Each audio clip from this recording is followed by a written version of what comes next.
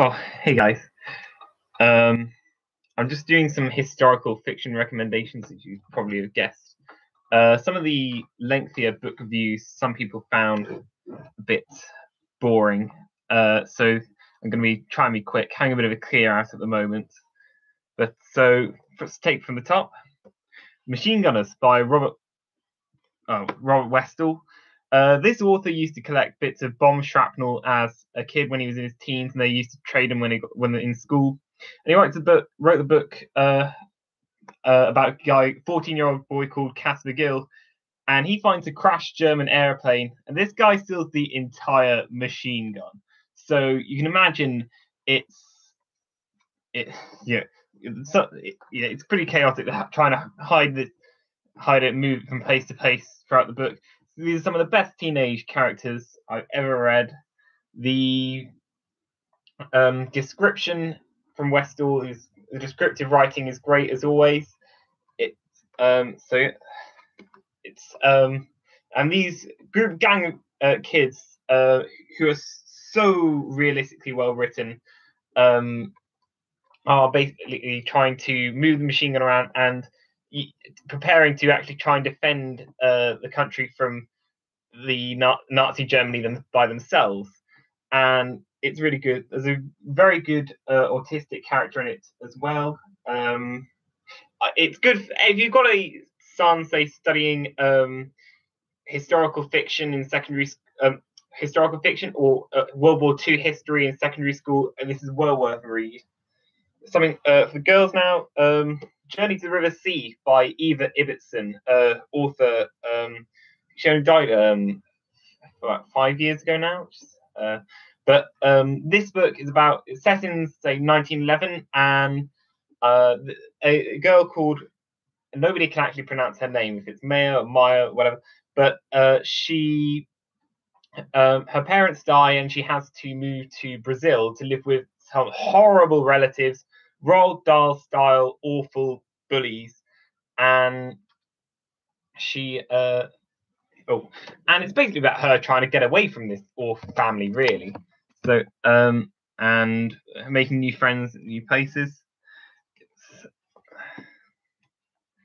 The Fire of Ares by Michael Ford. This one, it's the Ares. It's not, the Greek god isn't actually in it. It's not about Greek mythology. It is just set in ancient Greece.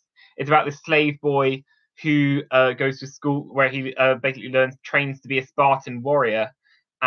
He has, and the relationship with this boy and his mum is wonderful. It's so well written. I'd say it's not the best. I think the ending lets it down. I won't talk about that too much. Is obviously spoiler alerts. 12th Day of July by Joan Lingard. It is aimed more for younger children, this one, but it's quite child friendly. This is just a sort of a later edition when it had some prestige, but it's just a sectarian feud in Northern Ireland, basically about Protestant Unionists and the Republican Catholics, and it's the sectarian divisions just on small scales and gangs of kids who just go around pissing each other off, basically.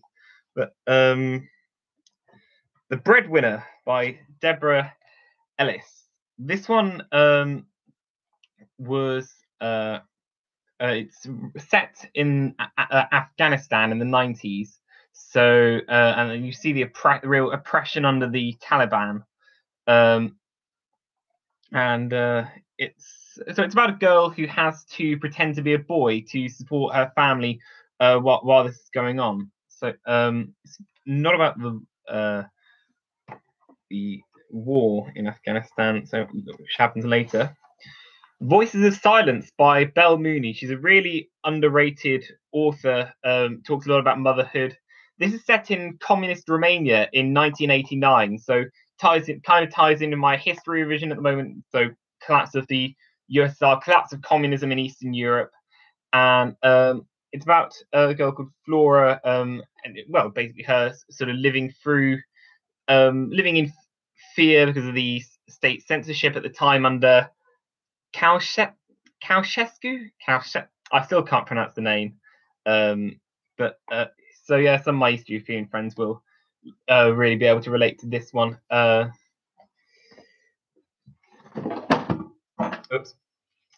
Young Sherlock Holmes by Andy Lane. I had the pleasure of meeting him a few years ago. He's a really nice guy, really interesting author. You really see over the course of the series how Sherlock Holmes, how he becomes the great detective. So it's at the beginning of the series. He's 14 and he's a very strange, rather boy. He's very isolated. You can tell that he's different, basically. But moving on, Skyline by Patricia Schonstein. Pinnock. An attempt at it, but it's set during not apartheid South Africa, but sort of after the end of apartheid. So you see a bit of the sort of reverse racism. There's you see the different people with different immigrant backgrounds, and I think even today, there's still a lot of racism, and some people feel it's sort of been flipped in its head, but it's almost a collection of stories told by different characters, really. But it's about this girl, but it sort of follows the life of one girl. It's loosely based on the life of the author, actually. So, right. Sorry, that was a bit rushed. Wasn't that prepared, but thanks. If anyone wants to, I've read all these. I'm having a clear out, and if anyone is interested, or thinks it would make a good present for someone, please get in touch on Facebook or just leave a comment.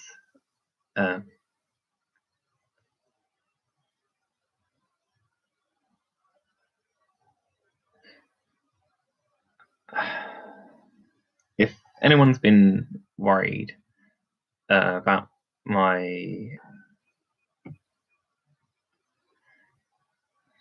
See you next time.